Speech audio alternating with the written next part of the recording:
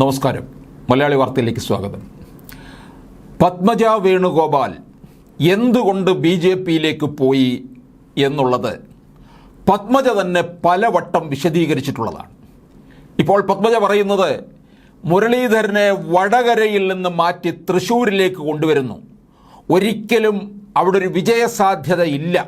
കാരണം കരുണാകരൻ്റെ മക്കളോട് കോൺഗ്രസിനകത്തുള്ളവർക്ക് പലർക്കും ദേഷ്യമാണ്. പത്മജ വേണുഗോപാലിനെ തന്നെ 2 തവണയാണ് തൃശ്ശൂരിൽ പരാജയപ്പെടുത്തിയത്.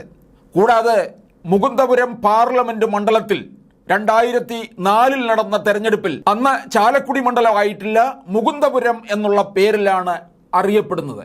അന്നും പരാജയപ്പെടുത്തി. ഇപ്പോൾ ആ വിരോധമാണ് തന്നെ തെരഞ്ഞെടുപ്പിൽ തോൽപ്പിക്കാൻ കാരണമായത് എന്നാണ് പത്മജ പറയുന്നത്. മുരളീധരൻ വടകര നിന്നെങ്കിൽ തീർച്ചയായിട്ടും ജയിച്ചേന്. അത് ശരിയാണ്. വടകരയിൽ വട്ടിയൂർക്കാവിൽ നിന്നും വടകരയിലേക്ക് മുരളീധരൻ വണ്ടി കയറിയപ്പോൾ അല്പം ഭയത്തോടു കൂടിയാണ് പോയത്. കാരണം വടകര എന്നുള്ളത് ഒരു കമ്മ്യൂണിസ്റ്റ് കോട്ടയാണ്. പ്രത്യേകിച്ച് അവിടെ എതിരാളി എന്ന് പറയുന്നത് P. ജയരാജനാണ്. കണ്ണൂരിലെ ചെന്താരകമാണ്. അദ്ദേഹത്തെ എതിരിടണം. ഒരു അർത്ഥസമ്മതത്തോടു കൂടിയാണ് അങ്ങോട്ടേക്ക് മുരളീധരൻ ചെല്ലുന്നത്. പക്ഷേ വളരെ കുറച്ച് നാളുകൾ കൊണ്ട് തന്നെ ഒരു പൊളിറ്റിക്കൽ ഒരു ഗ്രൗണ്ട് ഉണ്ടാക്കിക്കൊണ്ട് അവിടെ മുരളീധരൻ ഉറച്ചു എന്നുള്ളതാണ്. അങ്ങനെ ഉറച്ചു നിന്നുകൊണ്ട് അദ്ദേഹം വടകരയിൽ തന്നെ വിജയിച്ചു കഴിഞ്ഞിട്ടും വടകരയിൽ തന്നെ അദ്ദേഹം തങ്ങുകയായിരുന്നു. അപൂർവമായി മാത്രമേ തിരുവനന്തപുരത്ത് അദ്ദേഹം എത്തുകയുള്ളൂ. അത് ഔദ്യോഗിക ആവശ്യങ്ങൾക്ക് വേണ്ടി വരുന്നത് മാത്രം.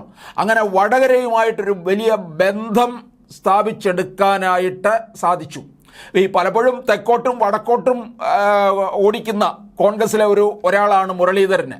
അത് കഴിഞ്ഞ് വടകരയിൽ നിന്നാണല്ലോ പിന്നീട് 2021 വീണ്ടും നേമത്തേക്ക് കൊണ്ടുവന്നു. വട്ടിയൂർക്കാവിൽ നിന്ന് വടകരയ്ക്ക് കൊണ്ടുപോയി, വടകരയിൽ നിന്ന് നേമത്തേക്ക് കൊണ്ടുവന്നു. നേമത്ത് കൊണ്ടുവന്നിട്ട് അവിടെ BJPയുടെ അക്കൗണ്ട് പൂട്ടിപ്പിക്കണം, അതിനുവേണ്ടിയാണ് കൊണ്ടുവന്നത്. അപ്പോൾ CPMകാർ ക്രെഡിറ്റ് എടുക്കുന്നത് CPM ആണ് അക്കൗണ്ട് പൂട്ടിച്ചത്, ശിവൻകുട്ടിയാണ് അക്കൗണ്ട് പൂട്ടിച്ചതെന്ന്. ഇതൊന്നുമല്ല, മുരളീധരൻ അങ്ങോട്ടേക്ക് ചെന്നതുകൊണ്ട് മാത്രമാണ് അക്കൗണ്ട് പൂട്ടിക്കാൻ സാധിച്ചത്.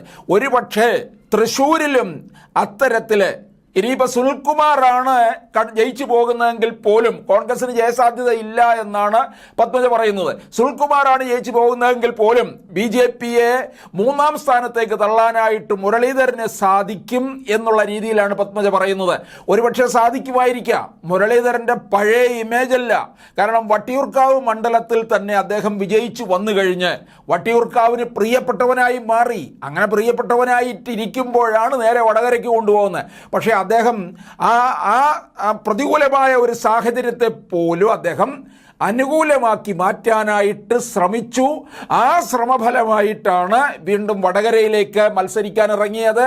അങ്ങനെ മത്സരത്തിൻ്റെ ഒരു പ്രചാരണ ചൂടിലേക്ക് കടക്കുമ്പോഴാണ് തൃശ്ശൂരിലേക്ക് കൊണ്ടുവരുന്നത്. ആ തൃശ്ശൂരിലേക്ക് കൊണ്ടുവന്നതിനെയാണ് ഇപ്പോൾ പത്മജ പറയുന്നത്. തൃശ്ശൂരിൽ നല്ല ആളുകളുണ്ട്, പക്ഷെ കുറച്ച് വൃത്തികെട്ട നേതാക്കളുണ്ട്. ഇങ്ങനെ തന്നെയാണ് പത്മജ പറയുന്നത്. അവരുടെ അടുത്ത് നിന്ന് ഓടിപ്പോയതിൽ തനിക്ക് വലിയ സന്തോഷമുണ്ട്. എന്നോട് ചെയ്തതുപോലെ മുരളീധരനോട് ചെയ്യാതിരിക്കാനുള്ള വഴിയും ഞാൻ കാണുന്നില്ല. അപ്പോൾ തീർച്ചയായിട്ടും തൃശ്ശൂരിലെ ആ വൃത്തികെട്ട നേതാക്കന്മാർ മുരളീധരനെ തോൽപ്പിക്കാനായിട്ടിറങ്ങും എന്നാണ് പത്മജ പറയുന്നത്. തൃശ്ശൂരിൽ ആർക്കാണ് ജയസാധ്യത എന്നൊന്നും എനിക്ക് പറയാൻ സാധിക്കില്ല എന്ന് പത്മജ പറയുന്നുണ്ട്. സുരേഷ് ഗോപി തന്നെ ജയിക്കുമെന്നാണ് എനിക്ക് തോന്നുന്നത് എന്നും കൂട്ടിച്ചേർക്കുന്നുണ്ട്. സുരേഷ് ഗോപിയും ഈ കരുണാകരൻ്റെ കുടുംബവുമായിട്ട് വലിയൊരു ബന്ധം തന്നെ മുൻകാലങ്ങളിൽ ഉണ്ടെന്നുള്ളതാണ്. അപ്പോൾ തീർച്ചയായിട്ടും ഇത് ഏതെങ്കിലും തരത്തിലൊരു അനുകൂല ഘടകമാകുമോ എന്നുള്ളത് നമ്മൾ കാത്തിരുന്ന് കാണണം. കാരണം മുൻപും പത്മജയും സുരേഷ് ഗോപിയും എതിരിട്ട് നിന്ന് മത്സരിച്ചിട്ടുള്ളതാണ്. പക്ഷേ അപ്പോഴും സുരേഷ് ഗോപിക്ക് പരാജയം തന്നെയാണ് ഉണ്ടായിട്ടുള്ളത്. പക്ഷേ പത്മജയൊട്ട് വിജയിച്ച് വിടാനും തൃശ്ശൂരുകാരെ അനുവദിച്ചില്ല.